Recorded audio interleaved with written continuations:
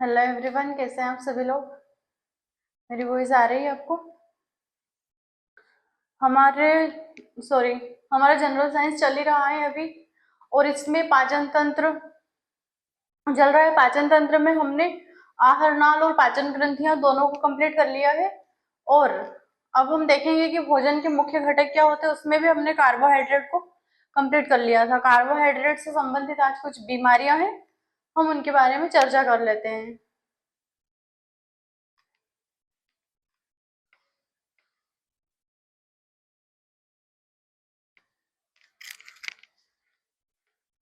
तो आइए बिना कुछ देरी किए अपने टॉपिक की अपन शुरुआत करते हैं। उससे पहले हम हमारा चल क्या रहा है उसका रिवीजन कर लेते हैं। तो अभी हमारा मानव का पाचन तंत्र चल रहा है।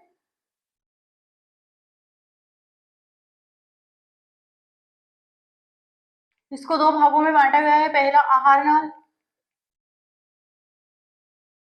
और दूसरा हो गया एलिमेंट पाचन ग्रंथियां।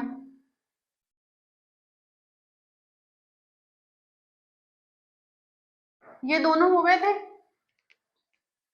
अब इसके बाद हमारा भोजन के मुख्य घटक चल ही रहा है अभी। हमने इन दोनों को कंप्लीट कर लिया था और उसके बाद आए थे कि भोजन के मुख्य घटक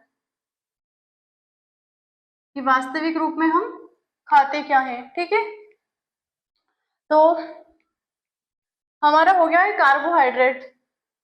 एक बार कार्बोहाइड्रेट का रिवीजन कर लेते हैं कि कार्बोहाइड्रेट होता क्या है। उससे पहले भोजन का रिवीजन कर लेते हैं कि भोजन क्या होता है।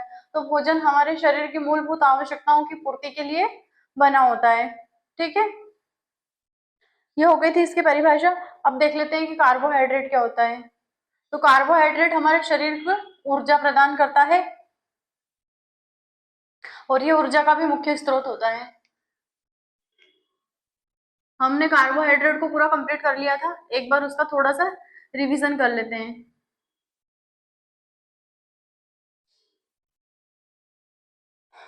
ये कार्बोहाइड्रेट हमारे शरीर में ऊर्जा प्रदान करता है। ये हमारे शरीर में ऊर्जा प्रदान करता है। ठीक है, और ये ऊर्जा का मुख्य स्रोत भी होता है। अब इसके प्रकार देख लेते हैं कि कार्बोहाइड्रेट तीन प्रकार का होता है। पहला हो गया मोनोसेकेराइड,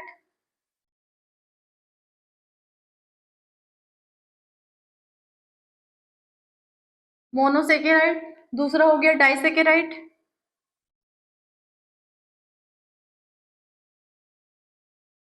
और तीसरा हो गया पॉलीसेकेराइड।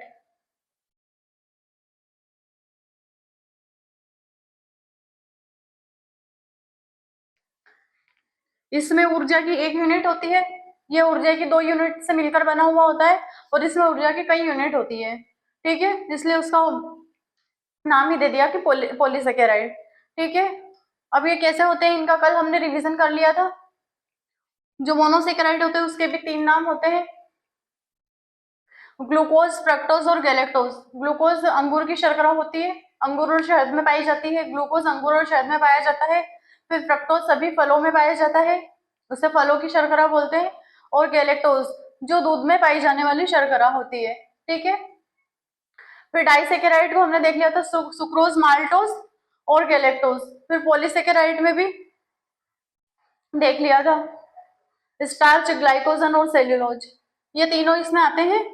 अब इसके बाद हम आज रिवीजन कर लेते हैं। आज देख लेते हैं, ये कल का रिवीजन हो गया। आज देख लेते हैं कि कार्बोहाइड्रेट से संबंधित बीमारियां कौन कौन सी होती है।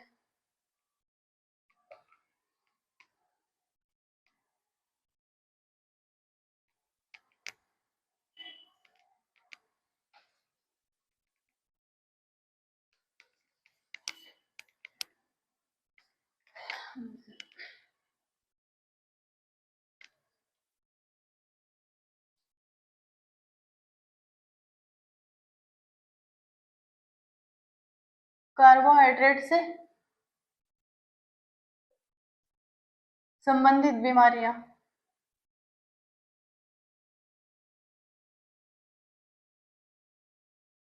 कार्बोहाइड्रेट से संबंधित बीमारियां देख लेते हैं अपन आज की होती क्या क्या है। एक और इसी कार्बोहाइड्रेट में देख लेते हैं कि फाइबर, ये फाइबर होता क्या है बीमारियों से पहले हम फाइबर देख लेते हैं। ये टाइटल मत डालना।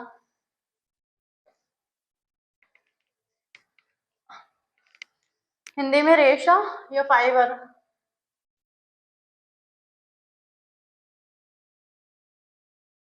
फाइबर। अब ये होता क्या, ये एक प्रकार का सेल्यूलोज होता है जो हरी सब्जियों और फलों में पाया जाता है।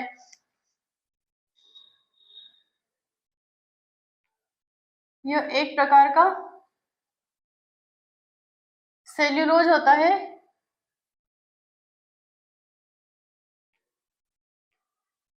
ये एक प्रकार का सेल्यूलोज होता है जो हरी सब्जी जो हरी सब्जियों और फलों में पाया जाता है, और फलों में पाया जाता है। ठीक है, आया अपने समझ में कि फाइबर क्या होता है। ये एक प्रकार का सेल्यूलोज होता है जो हमारा शरीर पचाता तो नहीं है, लेकिन ये फलों और सब्जियों, हरी सब्जियों और फलों में पाया जाता है और हमारे शरीर के लिए और हमारे पाचन तंत्र के लिए लाभदायक होता है, क्योंकि ये हमारे पूरे पाचन तंत्र की सफाई करता है।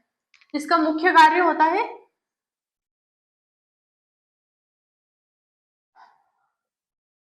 पूरे पाचन तंत्र की सफाई करना।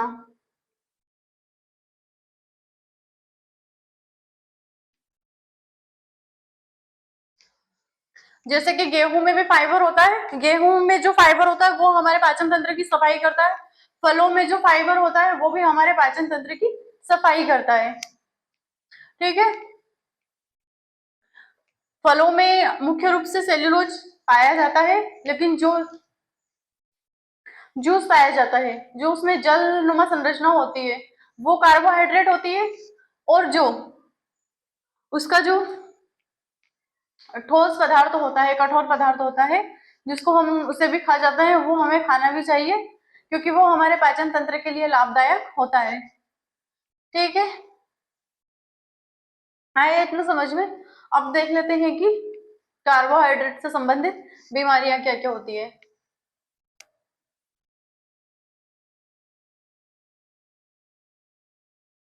कार्बोहाइड्रेट से संबंधित बीमारियां देख लेते हैं, कौन कौन सी बीमारियां होती है। अब ये बीमारियां क्यों होती है, या तो हम कार्बोहाइड्रेट को अत्यधिक मात्रा में ले रहे हैं या फिर अपर्याप्त मात्रा में ले रहे हैं, इस वजह से हमें कार्बोहाइड्रेट से संबंधित बीमारियां होती है। कौन कौन सी होती है वो अभी हम देख लेते हैं कि ये होती क्यों है, पहले इसका कारण देख लेते हैं।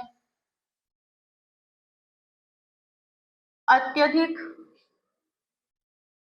अत्यधिक तथा अपर्याप्त अपर्याप्त मात्रा में, अत्यधिक तथा अपर्याप्त मात्रा में कार्बोहाइड्रेट का सेवन करना। कार्बोहाइड्रेट का सेवन करना। ठीक है, इससे बीमारी होती है, या तो हम अधिक कार्बोहाइड्रेट ले लेते हैं या फिर कुछ भी नहीं लेते हैं कार्बोहाइड्रेट के नाम पर, जिस वजह से हमारे जिसकी वजह से हमारे शरीर में बीमारियां होती है।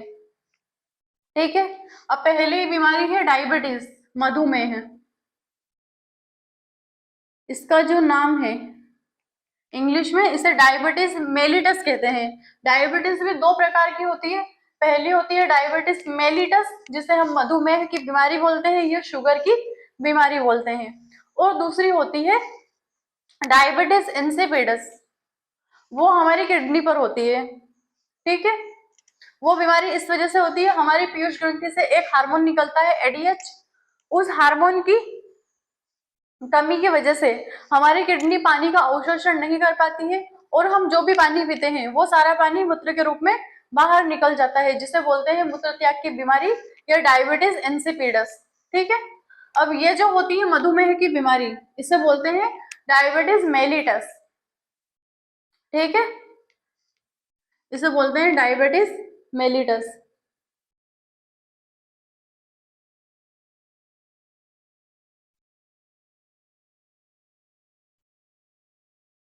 Diabetes mellitus. अब ये क्या होती है, ये हमारे शरीर में ग्लूकोज की मात्रा अत्यधिक होने के कारण, यह ग्लूकोज का सही से काम न करने के कारण होती है।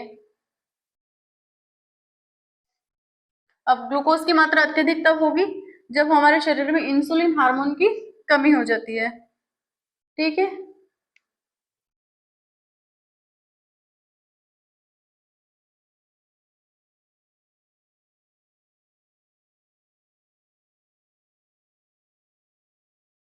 ये बीमारी तब होती है जब हमारे शरीर में इंसुलिन हार्मोन की कमी हो जाती है। तब हमारे शरीर में इंसुलिन हार्मोन की कमी हो जाती है।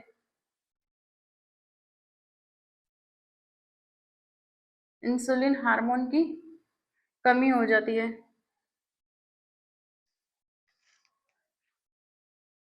कमी हो जाती है,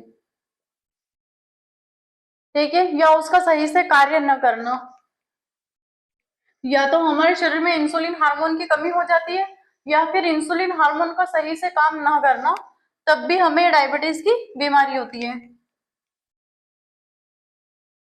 या उसका सही से कार्य ना करना।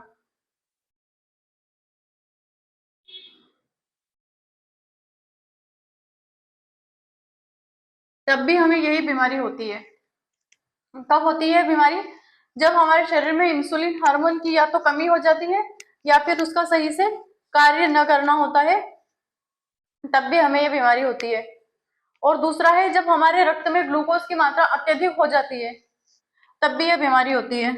पहला तो ये कारण हो गया इसका कि जब शरीर में इंसुलिन हार्मोन की कमी होगी, या फिर इंसुलिन हार्मोन का सही से कार्य न करना होगा, या हमारा इंसुलिन जो हार्मोन होता है वो डिस्टरबेंस हो जाता है, तब भी हमें डायबिटीज की बीमारी होती है। और या फिर हमारे रक्त में, या रक्त में ग्लूकोज की मात्रा अत्यधिक हो जाती है, या रक्त में ग्लूकोज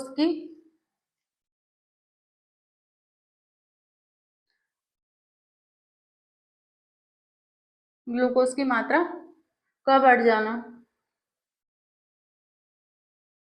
और ग्लूकोज की मात्रा तब बढ़ती है जब हम अत्यधिक कार्बोहाइड्रेट लेते हैं, जब ज्यादा मीठा खाते हैं, तब भी हमारे शरीर में ग्लूकोज की मात्रा बढ़ जाती है।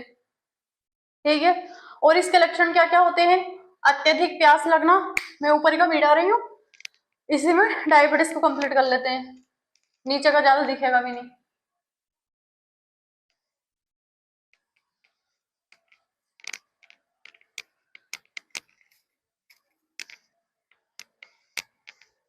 अब इसके लक्षण देख लेते हैं कि जब अत्यधिक हमें प्यास लगती है, ये डायबिटीज के लक्षण होते हैं।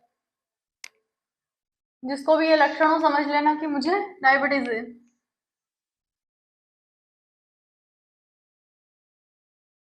अत्यधिक प्यास लगना,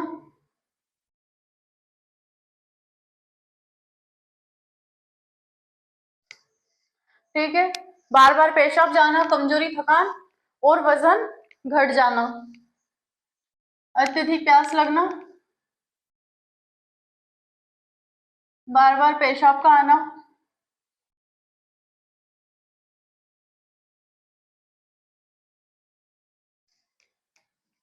ये जो बार बार पेशाब आता है उनको डायबिटीज मेलिटस नहीं होती है, उनको डायबिटीज इंसिपिडस होती है, क्योंकि जब हमारे शरीर में इंसुलिन हार्मोन का डिस्टरबेंस हो जाता है, तब हमारी जो पीयूष ग्रंथि होती है हमारे ब्रेन में, उसमें से एडीएच हार्मोन का निकलना भी धीरे धीरे बंद हो जाता है, और वो एडीएच हार्मोन हमारी किडनी पर असर करता है, जिसकी वजह से हमारी किडनी पानी का अवशोषण करती है, और यदि वो हार्मोन नहीं निकलता है हमारी पीयूष ग्रंथि से, तो हमारी किडनी पानी का अवशोषण नहीं कर पाती है, और उसकी वजह से बार बार पेशाब का आना, और ये बीमारी होती है डायबिटीज इंसिपिडस।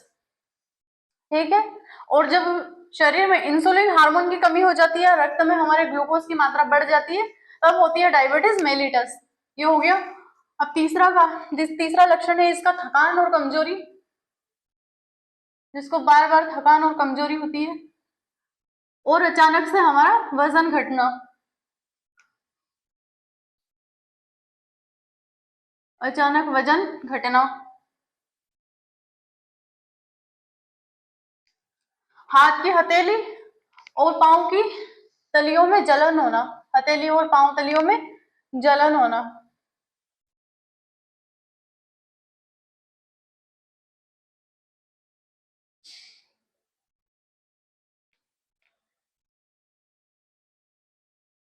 पांव तली में जलन। ठीक है, ये डायबिटीज के लक्षण होते हैं कि अत्यधिक प्यास लगना, बार बार पेशाब का आना, थकान और कमजोरी का होना, और अचानक वजन घटना, हथेली और पांव तली में जलन होना। ये डायबिटीज के लक्षण हो गए।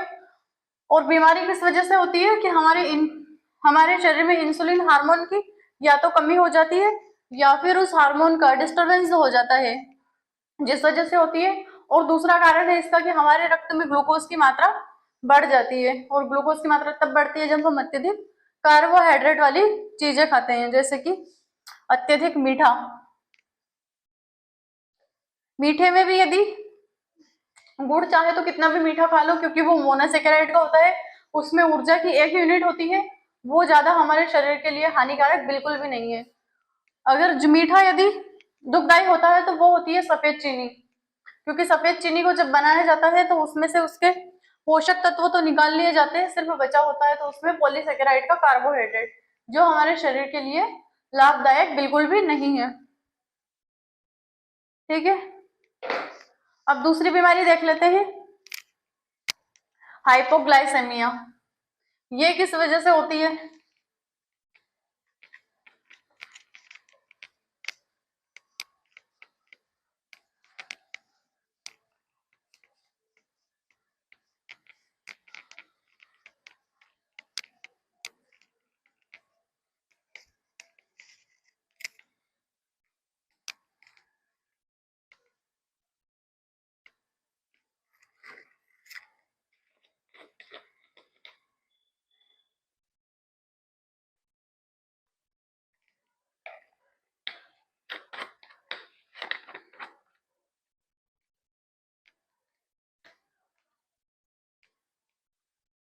अब दूसरी बीमारी होती है हाइपोग्लाइसेमिया। पहली हो गई थी diabetes mellitus and diabetes insipidus, दोनों के कारण मैंने बता दिए कि किस किस वजह से ये होती है। ठीक है, अभी तक आपको यही पता था कि डायबिटीज सिर्फ एक प्रकार की होती है, वो भी होती है कि इंसुलिन हार्मोन की कमी हो जाना, लेकिन वो डायबिटीज अलग होती है और जो मैंने बताया वो डायबिटीज अलग होती है। बेसिकली दो प्रकार की होती है, हाइपोग्लाइसेमिया।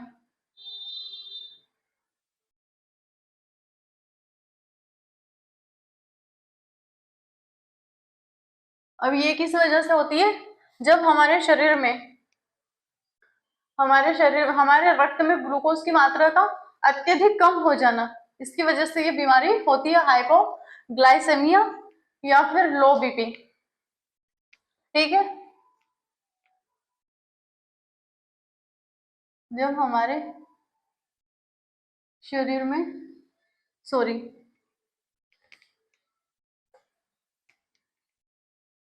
जब रक्त में ग्लूकोज की मात्रा का अत्यधिक कम होना,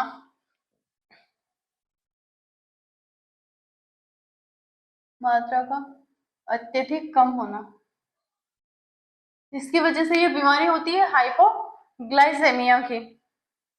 ठीक है, इसका कारण होता है रक्त में ग्लूकोज की मात्रा का अत्यधिक कम हो जाती है।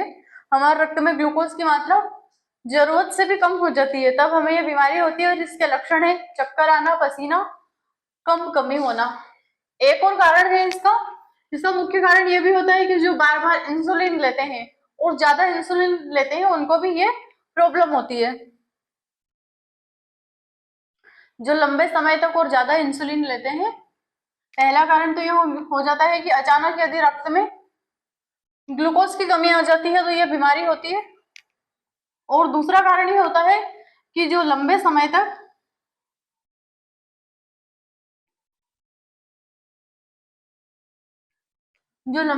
तक इंसुलिन लेते हैं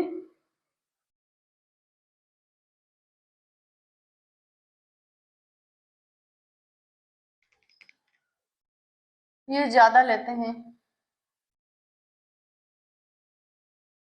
ये ज्यादा लेते हैं तब भी ये बीमारी होती है। और जो ज्यादा देर तक भूखा रहते हैं उनको भी ये बीमारी होती है। अगर ज्यादा देर तक कोई इंसान भूखा रहेगा तो उसके शरीर में ऑलरेडी ग्लूकोज की मात्रा कम हो जाती है। हमारे ब्लड में जितनी भी ग्लूकोज की मात्रा चाहिए होती है उतनी नहीं आती है, तो हमें ये बीमारी होने लगती है।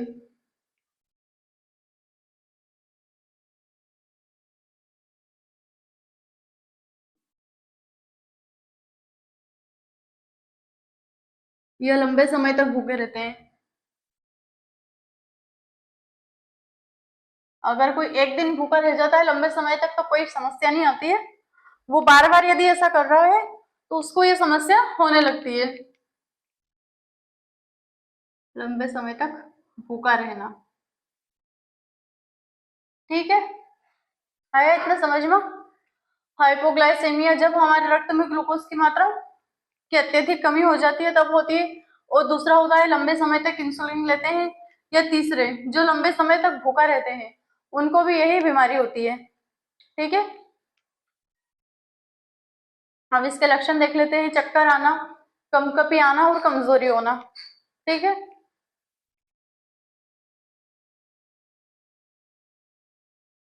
इसके लक्षण क्या क्या होते हैं? पहला चक्कर आना, दूसरा पसीना आना,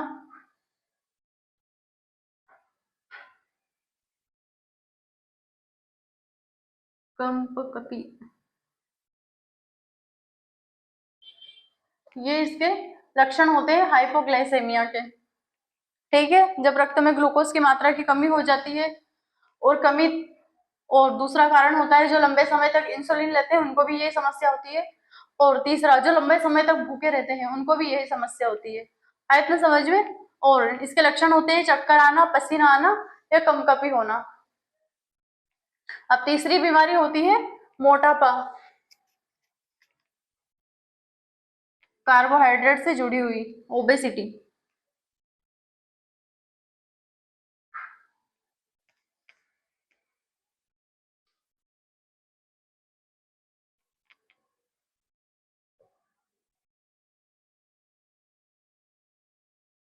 ये क्यों होती है? जब हम अत्यधिक कार्बोहाइड्रेट युक्त भोजन ग्रहण करते हैं तब हमारे शरीर में फैट यानी कि वसा का संचरण होने लगता है। जब वसा का संचरण होता है तब हमारा शरीर बढ़ने लगता है अनायास रूप से, ठीक है। जब अत्यधिक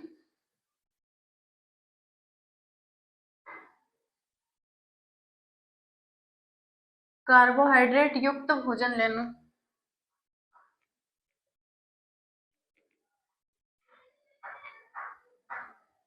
अत्यधिक कार्बोहाइड्रेट युक्त भोजन करना जिसकी वजह से हमें मोटापे की बीमारी होती है।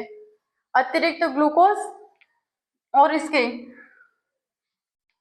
स्रोत कौन कौन से होते हैं? एक तो सफेद चीनी और जंक फूड। अगर किसी को नॉर्मल सी भी डायबिटीज है तो वो सफेद चीनी ना खाते हुए अगर मीठा खाने का मन करता है डायबिटीज के पेशेंट को तो वो खुशी खुशी गुड़ खा सकते हैं, क्योंकि गुड़ मीठा होता है लेकिन इतना हानिकारक नहीं होता है। उसमें ग्लूकोज की मात्रा बिल्कुल कम होती है और दूसरा उसमें कार्बोहाइड्रेट नहीं होता है। तीसरा उसमें आयरन और कैल्शियम की मात्रा भरपूर होती है जिसकी वजह से हमारी जितनी भी रक्त वाहिनियां होती है वो, हमारी रक्त वाहिनियां जो ब्लॉक पड़ी हुई होती है वो भी ओपन हो जाती है और हमें ऑक्सीजन युक्त ब्लड फ्लो भी होने लगता है, ठीक है। ये गुड़ खाने के फायदे होते हैं। अगर किसी को मीठा खाना इतना ही पसंद है तो वो गुड़ खा लिया करे, उससे कोई समस्या नहीं होती है। और गुड़ खाने से हमारे जितने भी पाचन एंजाइम होते हैं वो भी एक्टिव हो जाते हैं। यदि जिनको पाचन तंत्र से संबंधित कुछ समस्या होती है तो वो सुबह शाम खाना खाने के बाद थोड़ा सा गुड़ खा लिया करे ताकि उनके जो पाचन एंजाइम होते हैं, पाचन तंत्र में जितने भी एंजाइम होते हैं, हमने पढ़ लिया पूरा पाचन तंत्र, आहार नाल, पाचन ग्रंथियां सारी देख ली कि कौन कौन से एंजाइम निकलते हैं हमारे भोजन को मुख्य रूप से पचाने के लिए। और हम जो गुड़ खाते हैं खाना खाने के बाद, वो हमारे जितने भी पाचन एंजाइम होते हैं उनको एक्टिव कर देता है, और हमने जो भी खाया है वो आसानी से पच जाता है और हमें ऊर्जा प्रदान हो जाती है। ठीक है, ये इसके स्रोत हो गए। कार्बोहाइड्रेट युक्त भोजन, मोटापे का मुख्य कारण होता है सफेद चीनी और जंक फूड। ठीक है, जब हमारे शरीर में अत्यधिक ग्लूकोज हो जाता है तो वो ग्लूकोज धीरे धीरे वसा में बदलने लगता है, जिसकी वजह से हमारा शरीर बढ़ने लगता है।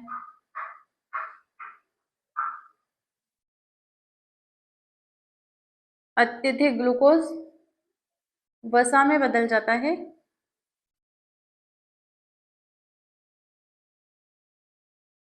अत्यधिक ग्लूकोज वसा में बदल जाता है और शरीर में संचित हो जाता है। वो ही ग्लूकोज वसा के रूप में संचित हो जाता है, संचित हो जाता है। कभी सुना होगा कि मीठा खाने से वजन बढ़ता है, तो इसी वजह से, क्योंकि मीठा होता है ग्लूकोज, और यदि हमने ज्यादा ग्लूकोज ले लिया तो वो ग्लूकोज पहले वसा में बदलेगा, फिर वो हमारी जो हमारे शरीर में जितनी भी वसा होती है वो सबसे पहले हमारे लीवर पर जमा होगी। जब लीवर उसे नहीं जमा कर पाएगा, वो फुल हो जाएगा, उसके बाद हमारे चेहरे पर, शरीर के अन्य भागों पर वसा जमती रहेगी और वो शरीर पूरा बेडौल हो जाता है, जो अच्छा नहीं लगता है। ठीक है, ये हो गई बीमारी, और इसके परिणाम होते हैं मोटापे की बीमारी के परिणाम। में ऊपर लिख लेती हूँ, ऊपर का लिख लेना, या फिर वीडियो पीछे कर लेना क्योंकि मैं मिटा रही हूँ। जब हमें मोटापे की बीमारी होती है, तब एक तो हमारा ब्लड प्रेशर हाई होता है और डायबिटीज की भी समस्या होती है। डायबिटीज की समस्या होती है इसलिए क्योंकि शरीर में ग्लूकोज की मात्रा अत्यधिक बढ़ गई, और वो जब ज्यादा बढ़ने लगेगी तो वो बची कुची तो वसा में संचित हो जाएगी। जो ग्लूकोज वसा में संचित हो गया, उसके बाद हमारा शरीर बढ़ गया, बचा हुआ ग्लूकोज वो भी हमारे रक्त में मिल जाएगा, जिसकी वजह से हमें एक तो हृदय रोग यानी कि हार्ट अटैक की बीमारी होगी, और दूसरा हाई ब्लड प्रेशर रहेगा, और तीसरा डायबिटीज। ये इसके परिणाम होते हैं। अब हार्ट अटैक कैसे आता है? ज्यादा मीठा खाने की वजह से, क्योंकि हमने ज्यादा मीठा खाया। अब मीठा तो खा लिया, उसकी वजह से जो भी ग्लूकोज बना वो हमारे रक्त में मिला। जब रक्त में ग्लूकोज की मात्रा बढ़ी तो हमारी रक्त वाहिनियों में, जैसे कि ये हमारी छोटी छोटी रक्त वाहिनियां होती है, इनमें से ब्लड फ्लो हो रहा है बिल्कुल पतला। अब जब इसमें ग्लूकोज मिलेगा तो वो ब्लड गाढ़ा होगा। अब उस गाढ़े ब्लड को, वो जितना भी गाढ़ा ब्लड हुआ है ग्लूकोज युक्त, वो हमारे हृदय में जाएगा। हृदय में जाएगा तो हमारे हृदय को पंप करने में थोड़ा सा समय लगेगा या उसको परेशानी आएगी, क्योंकि वो हृदय होता है ऑक्सीजनेटेड और डीऑक्सीजनेटेड ब्लड को फिल्टर करना और फेफड़ों तक पहुंचाना, फेफड़ों से ब्लड लाना, उसको फिल्टर करना, उसके बाद हमारे शरीर में पहुंचाना रक्त वाहिनियों के रूप में। अब यदि पानी फिकवाने की मशीन से हम कीचड़ फिकवाएंगे तो वो मशीन जल्दी ही खराब होगी, क्योंकि हमारा हृदय भी एक मशीन है जो ब्लड को पंप करता है और हमारे शरीर में अन्य हिस्सों में भेजता है। ठीक है, इस वजह से ज्यादा मीठा भी हृदय रोग यानी कि हार्ट अटैक का कारण बनता है। ठीक है, ये हो गई कार्बोहाइड्रेट से संबंधित बीमारियां। अब देख लेते हैं अगला भाग प्रोटीन का, कि प्रोटीन क्या होता है।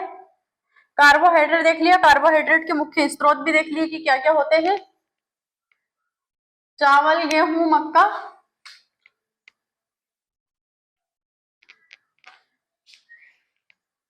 और चीनी, ये कार्बोहाइड्रेट के मुख्य स्रोत होते हैं। ये हमारे शरीर में ऊर्जा प्रदान करते हैं और हमारे शरीर में ऊर्जा प्रदान करने के लिए लाभदायक भी होते हैं। इसी की वजह से हम काम करते हैं। यदि हमारे शरीर में ऊर्जा नहीं रहेगी तो हम काम भी नहीं कर पाएंगे। यदि मैं बोल रही हूँ, आपको पढ़ा रही हूँ, खड़ी हूँ, या फिर मेरे हाथ पांव हिल रहे हैं, तो वो इसी वजह से क्योंकि मेरे शरीर में ऊर्जा है। यदि ऊर्जा नहीं होती तो मैं बोल भी नहीं पाती। अब देख लेते हैं कि प्रोटीन क्या होता है। ठीक है,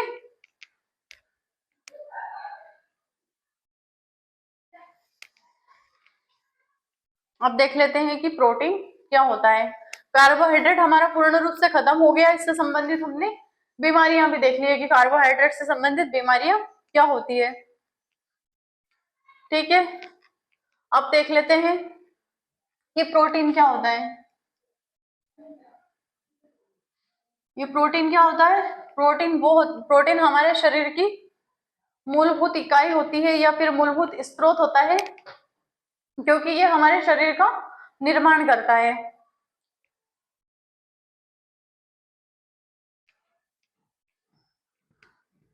प्रोटीन, इसकी परिभाषा लिख लेते हैं कि प्रोटीन हमारे शरीर का महत्वपूर्ण जैविक अणु होता है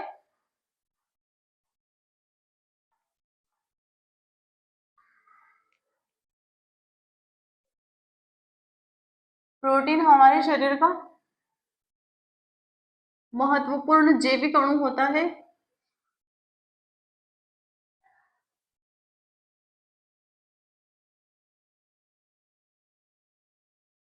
जो हमारी कोशिका के निर्माण और मरम्मत में सहायता करता है।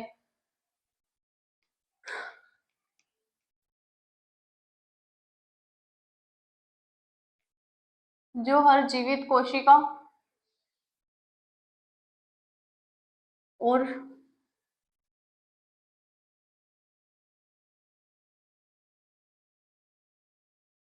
में सहायता करता है। ठीक है,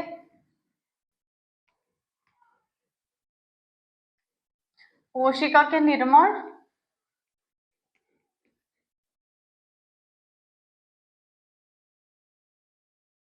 कोशिका के निर्माण और मरम्मत में सहायता करता है, क्योंकि हमारे शरीर की जितनी भी संरचनाएं बनी है, हमारा पूरा शरीर जो बना है वो पूरा प्रोटीन से ही बना है।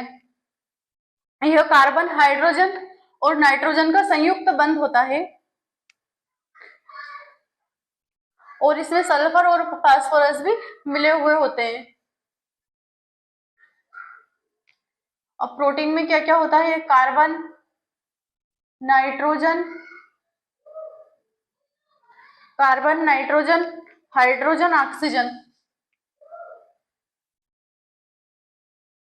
हाइड्रोजन और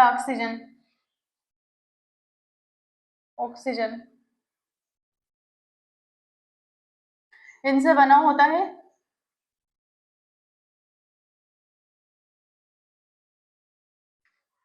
तथा इसमें सल्फर और फास्फोरस भी पाया जाता है।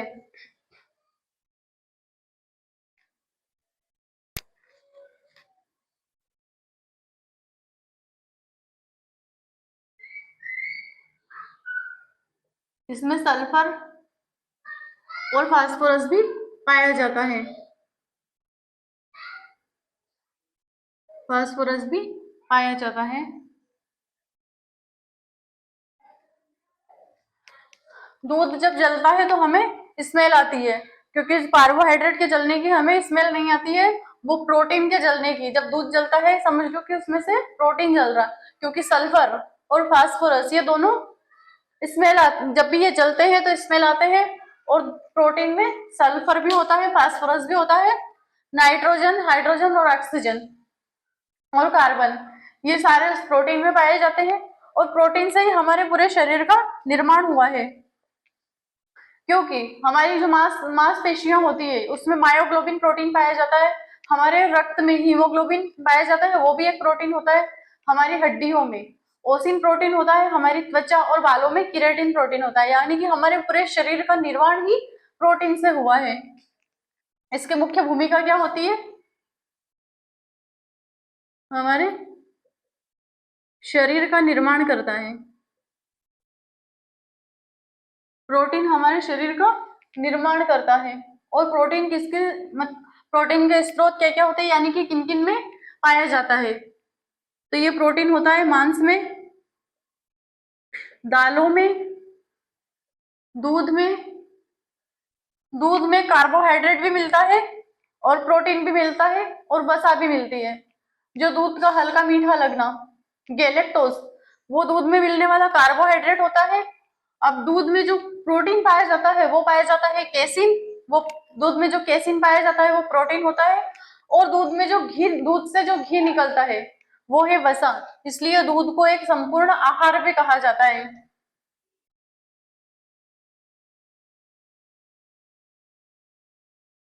अगर कोई खाना न खाए और सिर्फ दूध ही पिए तो वो समझो कि वो पूरा एक संपूर्ण आहार ले रहा है, क्योंकि उसमें प्रोटीन भी है, कार्बोहाइड्रेट भी है और वसा भी है। और मुख्य रूप से हमारे शरीर को तीनों की आवश्यकता होती है, वसा की भी आवश्यकता होती है, प्रोटीन की भी आवश्यकता होती है और कार्बोहाइड्रेट की भी आवश्यकता होती है।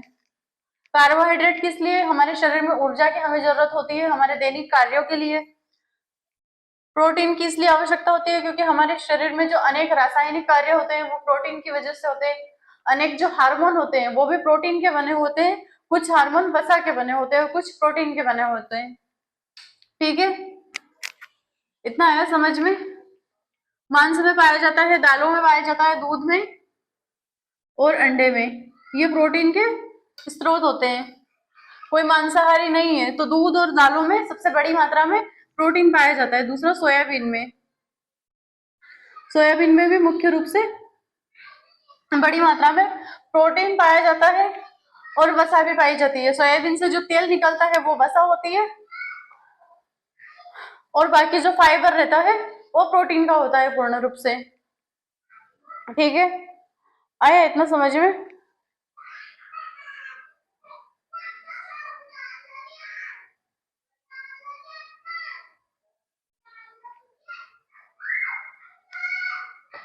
प्रोटीन की जो इकाई होती है उसे वो अमीनो अम्ल से बनी हुई होती है।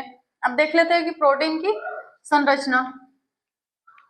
ये हो गई प्रोटीन की परिभाषा, प्रोटीन के स्रोत, और अब देख लेते हैं कि प्रोटीन की संरचना।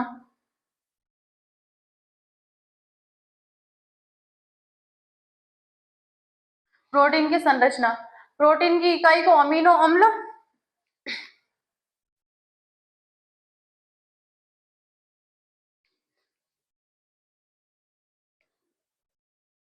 प्रोटीन की जो इकाई होती है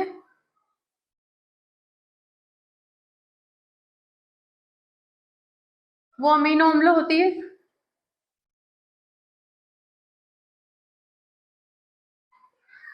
प्रोटीन की इकाई अमीनो अम्ल होती है और एक प्रोटीन में अनेक अमीनो अम्ल पाए जाते हैं।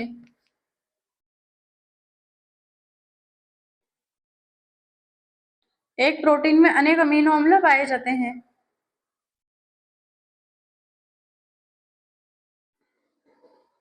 अनेक अमीनो अम्ल पाए जाते हैं। ठीक है, आया इतना समझ में कि एक जो प्रोटीन होता है उसमें अनेक अमीनो अम्ल पाए जाते हैं। प्रोटीन अमीनो अम्लों से मिलकर ही बना हुआ होता है। ठीक है, नाइट्रोजन, हाइड्रोजन और सल्फर, एक नाइट्रोजन का अणु और 4 हाइड्रोजन के अणु। नाइट्रोजन वो भी अमोनिया होता है और उसमें अम्ल से क्रिया कर दी जाती है, वो अमीनो अम्ल बन जाता है और वही प्रोटीन की संरचना होती है। ठीक है, और ये जो अमीनो अम्ल होते हैं ये आपस में पेप्टाइड बॉन्ड से जुड़े हुए होते हैं। सभी आपस में पेप्टाइड बॉन्ड से जुड़े हुए होते हैं।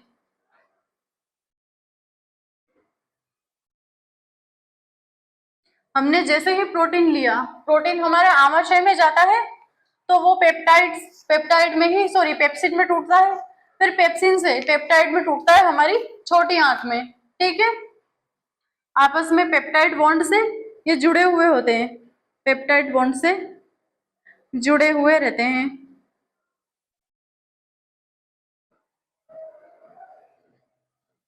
ये हो गई प्रोटीन की संरचना। अब हमारे जो अमीनो अम्ल होते हैं ये प्रोटीन से मिलकर ये प्रोटीन की इकाई होती है, इन्हीं से प्रोटीन मिलकर बना हुआ होता है और ये टोटल 20 अमीनो अम्ल होते हैं, जिनमें से 10 हमारे शरीर में मौजूद होते हैं, अनावश्यक होते हैं, जिन्हें हम आवश्यक नहीं मानते, वो हमारे शरीर में मौजूद होते हैं, उन्हें हम बाहर से नहीं लेते हैं आहार के रूप में, तो वो अनावश्यक हो गए क्योंकि हमारे शरीर में ही बनते रहते हैं। और 10 जो अमीनो अम्ल होते हैं उन्हें हमें बाहर से लेना पड़ता है आहार के रूप में, तो वो आवश्यक अमीनो अम्ल हो गए। अब अमीनो अम्ल के प्रकार देख लेते हैं।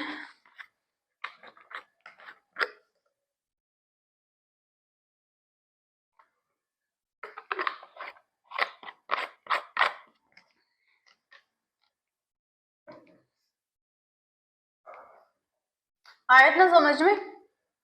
प्रोटीन हमारे शरीर का महत्वपूर्ण जैविक अणु होता है जो हर जीवित कोशिका के निर्माण में सहायता करता है। यह carbon, nitrogen, hydrogen, oxygen in सभी से मिलकर बना हुआ होता है और यह हमारे शरीर का मुख्य रूप से निर्माण करता है, क्योंकि हमारा पूरा शरीर प्रोटीन से बना हुआ होता है। हमारे हड्डियों में ओसिन प्रोटीन होता है, हमारे रक्त में हीमोग्लोबिन प्रोटीन होता है, हमारी मसल्स में मायोग्लोबिन प्रोटीन होता है, हमारी त्वचा और हमारे बालों में केराटिन प्रोटीन होता है। ठीक है, और इसके मुख्य स्रोत होते हैं मांस, दाल, दूध, अंडे और सोयाबीन। ठीक है, अब संरचना, जो प्रोटीन की संरचना होती है वो अनेक अमीनो अम्ल से मिलकर बनी हुई होती है। जो अमीनो अम्ल, सभी जो अमीनो अम्ल होते हैं प्रोटीन का निर्माण करते हैं, वो एक पेप्टाइड बॉन्ड में जुड़े हुए रहते हैं। ठीक है, अब इसके प्रकार देख लेते हैं अमीनो अम्ल के। ये अमीनो अम्ल के कितने प्रकार होते हैं? तो अमीनो अम्ल के दो प्रकार होते हैं। पहला होता है आवश्यक अमीनो अम्ल, दूसरा होता है अनावश्यक अमीनो अम्ल।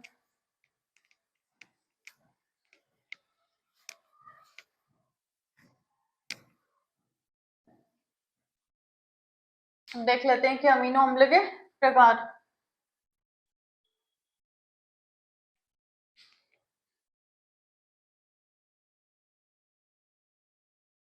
अमीनो अम्ल के प्रकार, पहला हो गया आवश्यक अमीनो अम्ल,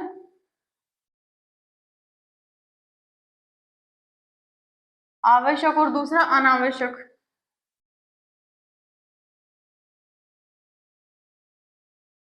अनावश्यक। ठीक है, ये हो गया। जो आवश्यक होते हैं ये हमारा शरीर नहीं बना पाता है।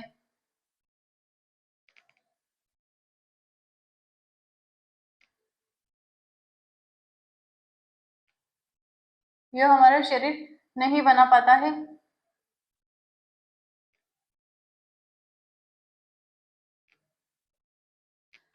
इससे हमारा शरीर नहीं बना पाता है, और जो अनावश्यक होते हैं इनका निर्माण हमारे शरीर में ही होता है।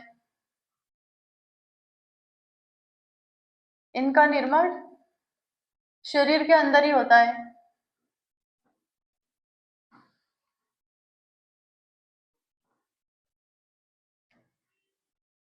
अब हमने देखा था पाचन तंत्र में, आहार नाल में, कि प्रोटीन का पाचन कैसे होता है। प्रोटीन पहले पेप्सिन में बदलता है, पेप्सिन फिर पेप्टाइड में बदलता है, पेप्टाइड फिर अमीनो अम्ल में बदलता है। जो पेप्सिन था वो पेप्टाइड में टूटे थे, और फिर एंड में जो पेप्टाइड है वो अमीनो अम्ल में जुड़ गए थे। इसकी वजह से यही हमारे प्रोटीन का पाचन होता है, और प्रोटीन अमीनो अम्ल से मिलकर ही बना हुआ होता है। ठीक है, इन्हें हम आहार के रूप में लेते हैं।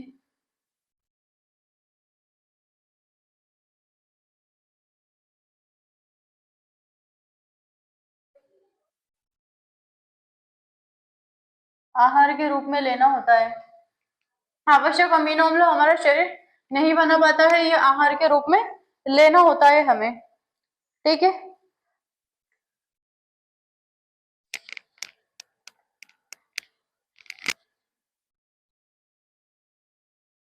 अब प्रोटीन के कार्य देख लेते हैं कि प्रोटीन के कार्य क्या क्या होते हैं। स्रोत तो हमने देख लिए, पहले हम एक बार और देख लेते हैं कि इसके मांसाहारी स्रोत क्या क्या होती हैं।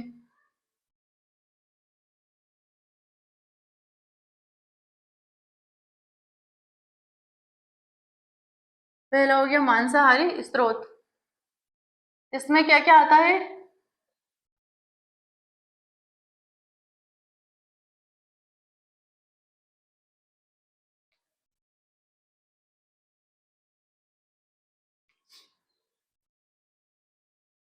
ये प्रोटीन के स्रोत हो गए मांसाहारी। अब दूसरा है शाकाहारी।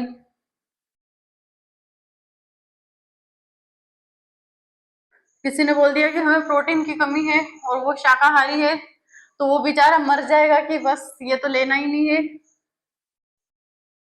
तो इसके उनके लिए है शाकाहारी प्रोटीन के स्रोत। वो कौन कौन से होते हैं? तो प्रोटीन बड़ी मात्रा में पाया जाता है सोयाबीन में,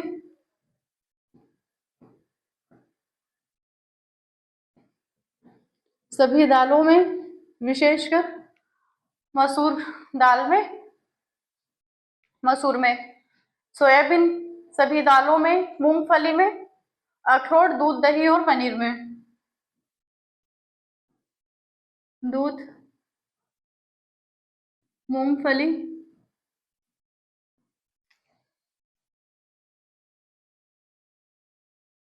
दही और पनीर। ये हो गए हमारे प्रोटीन के स्रोत। अब प्रोटीन के कार्य क्या क्या होते हैं ये हम देख लेते हैं कि प्रोटीन के कार्य क्या होते हैं।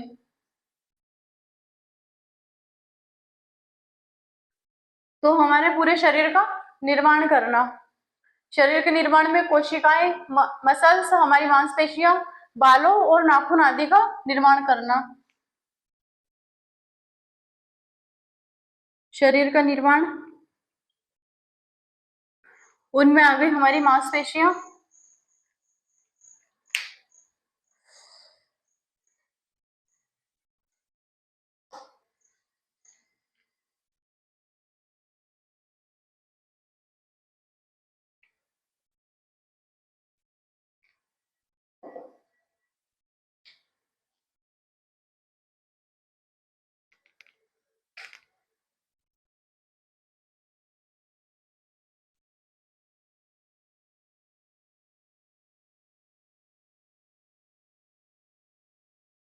शरीर का निर्माण में मांसपेशियां, नाखून,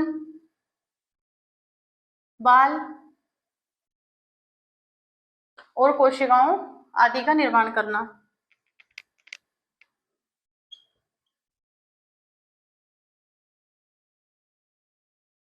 कोशिकाओं का निर्माण करना।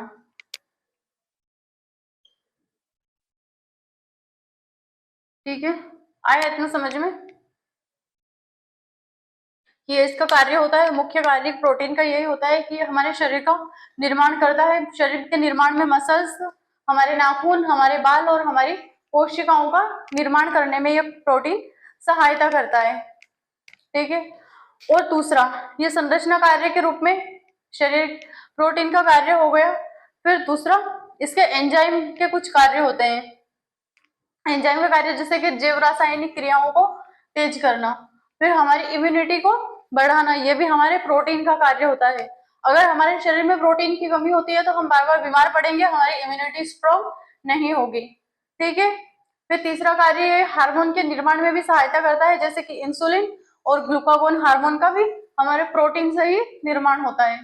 तो ये हो गए हमारे प्रोटीन के कार्य। ये जैव रासायनिक क्रियाओं को बढ़ाता है। पहले तो शरीर का निर्माण कर लिया, मसल्स, नाखून, बाल, कोशिकाओं आदि का निर्माण हो गया। इसी में लिख लेते हैं कि इसका एंजाइम का कार्य होता है कि ये जैव रासायनिक क्रियाओं को बढ़ाता है। जैव रासायनिक क्रियाओं को बढ़ाता है, एंटीबॉडीज बनाकर रोगों से हमारी रक्षा करता है, हमारी इम्यूनिटी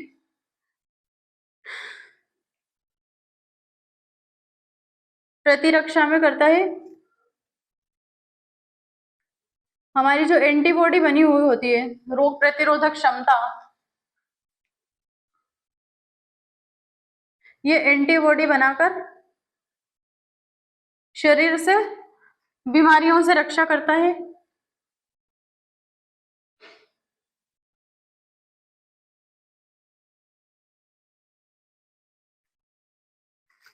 ये बीमारियों से रक्षा करता है और ये हार्मोन का निर्माण भी करता है।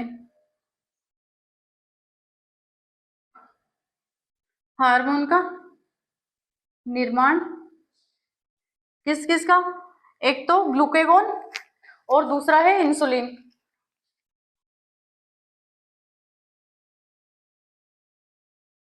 इंसुलिन और ग्लूकागोन हार्मोन का निर्माण करना।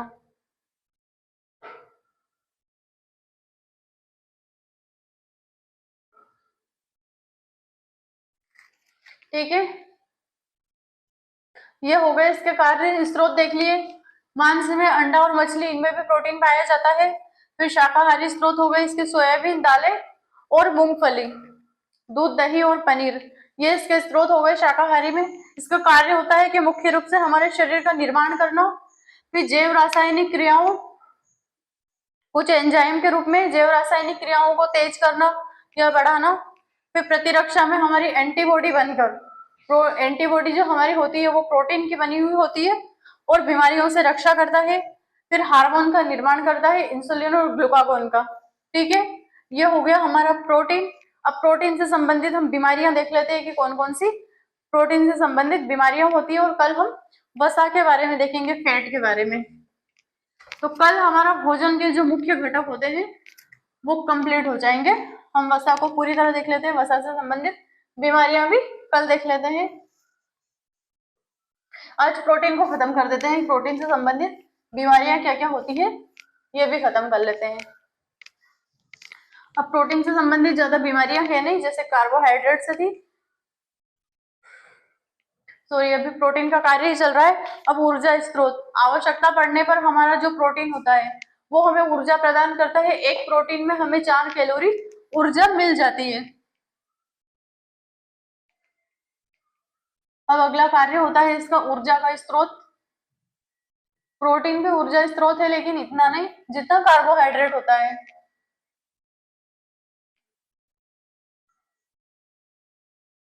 जैसे कि किसी ने 10 दिन तक खाना नहीं खाया, उसके शरीर में फिर भी ऊर्जा रहेगी, क्योंकि उसके शरीर में प्रोटीन तो है ही। एक प्रोटीन से उसे 4 कैलोरी ऊर्जा मिल जाएगी। ठीक है, और वसा, एक वसा से हमें 9 कैलोरी ऊर्जा मिलती है। वसा का मुख्य कार्य यही होता है कि वो ऊर्जा का संचरण करती है। ठीक है, हम कई बार यदि 8-10 दिन तक कोई व्यक्ति खाना ना खाए और उसके शरीर में फिर भी ऊर्जा मिल रही, तो वो प्रोटीन से मिलती है, और जब प्रोटीन से ऊर्जा मिलना खत्म हो जाती है फिर वो वसा से ऊर्जा ले लेता है। ठीक है, तो आप जरूरत पड़ने पर ऊर्जा प्रदान करता है। प्रोटीन ऐसे ऊर्जा प्रदान नहीं करता है, ये जरूरत पड़ने पर ऊर्जा प्रदान करता है, और एक प्रोटीन में 4 कैलोरी ऊर्जा होती है।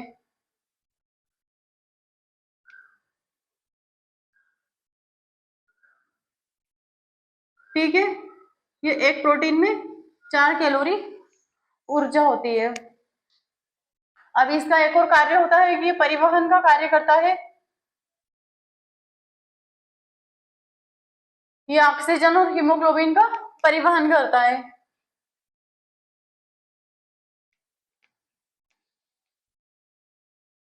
ये ऑक्सीजन और हीमोग्लोबिन का परिवहन करता है।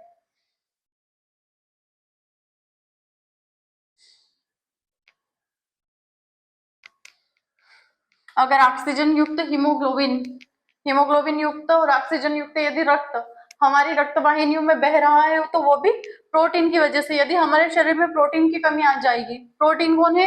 हीमोग्लोबिन। यदि हमारे शरीर में हीमोग्लोबिन की कमी आ जाएगी तो हमारे रक्त वाहिनियों में रक्त का बहना भी धीरे धीरे बंद हो जाएगा और हमें अनेक बीमारियां हो जाएगी। ठीक है, तो यह प्रोटीन ही ऑक्सीजन और हीमोग्लोबिन का परिवहन करता है। ठीक है, इतना आया समझ में। अब हम बीमारियां देख लेते हैं कि इसमें इससे संबंधित बीमारियां कौन कौन सी होती हैं। पहली होती है क्वाशियोरकोर।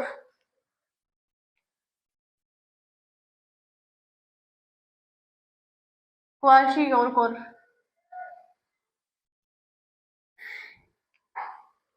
ठीक है, यह प्रोटीन की तीव्र कमी से होती है, जिसकी वजह से हमारे शरीर में सूजन आ जाती है। ठीक है,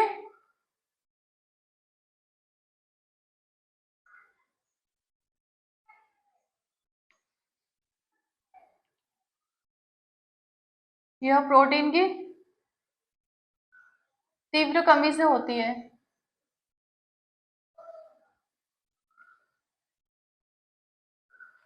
जब हमारे शरीर में प्रोटीन की तीव्र कमी हो जाती है तो ये बीमारी होती है। इसके लक्षण क्या क्या होते हैं?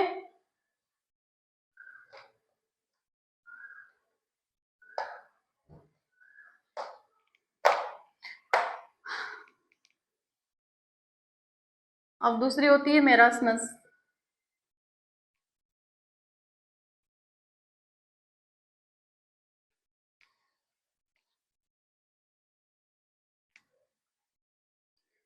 जब हमारे शरीर में प्रोटीन और ऊर्जा दोनों की कमी हो जाती है तब ये बीमारी होती है।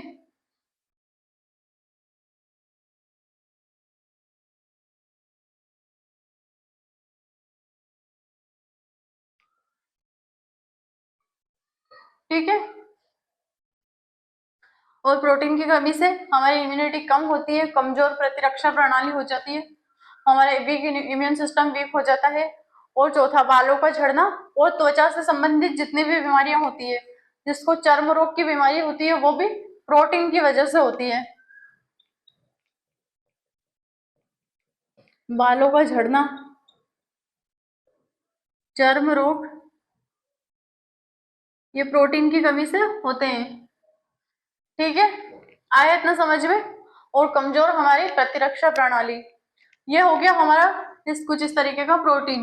अब इसके लक्षण देख लेते हैं। क्वाशीयोरकोर में क्या होता है, बच्चे का पेट है वो पूरा फूल जाता है, शरीर में सूजन आ जाती है, शरीर पूरा कमजोर रहता है और सूजा हुआ रहता है।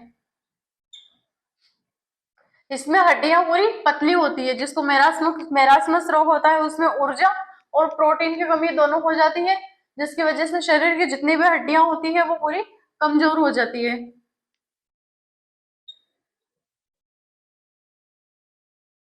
हड्डियां पतली